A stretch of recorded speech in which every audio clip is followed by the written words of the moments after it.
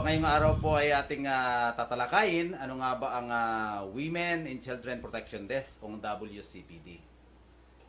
Isang tanggapan na tumutulong at nagbibigay ng proteksyon sa mga babae at mga batang biktima ng karahasan. Kaya mahalagang malaman po natin kung ano ang papel ng WCPD. Paano ba ito nakakatulong at paano ito nilalapitan ng mga nangangailangan ng tulong, lalo na po yung mga biktima ng mga pang-aabuso. So, ngayon po ay makakasama po natin ang member ng Women and Children Protection Desk ng Mugpog Municipal Police Station. So, welcome po natin. Welcome, Ma'am PSSG Glyza M. Corpus. Maraming salamat, sir. Magandang buhay po sa ating lahat. Ako po ang inyong lingkod, Police Staff Sergeant Glyza Corpus. Bago po ako magsimula, nais ko po munang i-congratulate ang Mugpog MPS sa natanggap na award noong January 26, 2026 na sa pangunguna po ng ating matikas, masipag na si Acting Chief of Police, Police Major Ferdinand G. Lacdao, na ginanap po sa Marinduque Police Provincial Office, Camp Colonel Maximo Abad, na ang nasabing award po ay ang mga sumusunod: Certificate of Recognition for being adjust as the unit with the highest crime solution efficiency rating in Women and Children Protection Desk, WCPD cases for the calendar year 2025. At ang isa naman po ay ang Certificate of Recognition for being adjudged as the unit with the highest crime solution efficiency rating, CSE rating for the calendar year 2025. So muli po, congratulations po sa Mugpog MPS, lalong-lalo na po sa investigation section, sa pangunguna po ng ating matikas na Investigation PNCO, PEMS Marceliano Emulbog, at ang masisipag na mga investigador. Ayun, thank you, Ma'am Glyza Corpus. So, congratulations po muli, Mugpog Municipal Police Station, sa lahat po ng napakasisipag nating mga kapulisan dyan. Keep up the good work po. So, ngayon naman po, Ma'am Glyza Corpus, maaari mo bang ipaliwanag sa ating mga taga-subaybay?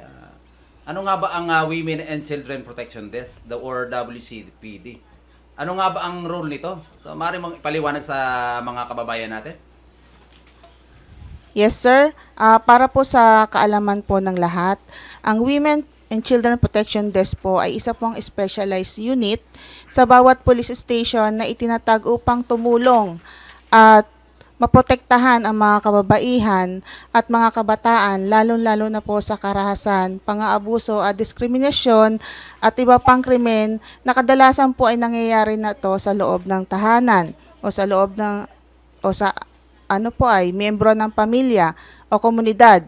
At ito po ay bahagi ng mandato ng PNP at nakabatay sa mga batas tulad po ng Republic Act 9262 or Anti-Violence Against Women and Their Children Act of 2004 at iba pang batas para sa proteksyon ng mga bata at mga kababaihan. Ayun, Ma'am Glyza, bakit nga ba mahalaga ang WCPD? Baring bigyan mo sila ng enlightenment kung ano ba ang kahalagahan nitong WCPD natin. Ang kahalagahan at ang ginagawa po ng WCPD ay tumatanggap po at nag-iimbestiga sa mga kaso at ng karahasan o pang-aabuso laban sa mga kababaihan at kabataan na ang mga uri po ng pang-aabuso ay ang physical, sexual, psychological, emotional, or economic abuse.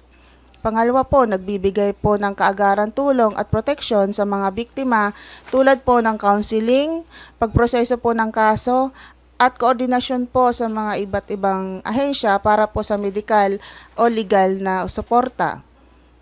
Nagbibigay din po ng payo at suporta sa pamilya at biktima kung paano po magsampa ng kaso o mabigyan po ng proteksyon ang kanilang mga sarili. Naglulunsad din po ng mga programa at kampanya para po maiwasan ang pang-aabuso at mag-educate po sa publiko, lalong-lalo na po sa ating mga kabataan tungkol sa kanilang mga karapatan at batas na nagproprotekta sa kanila po, kababaihan at mga bata. Maraming salamat, Ma'am Glyza, sa iyong paglilinaw regarding dyan sa WCPD. So, baka may nais ka pang idagdag regarding dyan sa iyong topic na paglilinaw regarding sa WCPD para magkaroon ng sapat na impormasyon ng ating mga manunood. Yes, sir. Ang WCPD po ay nagbibigay po ng lalo at tiyak na sensitibong tugon kung mayroong pong mga insidente ng karahasan o panganib na kinasasangkutan po ng mga kababaihan at kabataan sa paraang ligtas, hindi nakakatakot at profesional. Ito po rin po ang frontline desk na naunang nilalapitan ng mga biktima upang maitala ang kanilang kaso at mabigyan po ng kaagarang aksyon. Sa makatuwid, isang police unit na tumututok sa kaligtasan at proteksyon ng kababaihan at mga bata na tumatanggap ng mga reklamo na nagbibigay suporta at tumutulong sa pag-aresto, sa pag-prosecute ng mga salarin, ng bawsi at iba pa pong mga kaugnayan na krimen.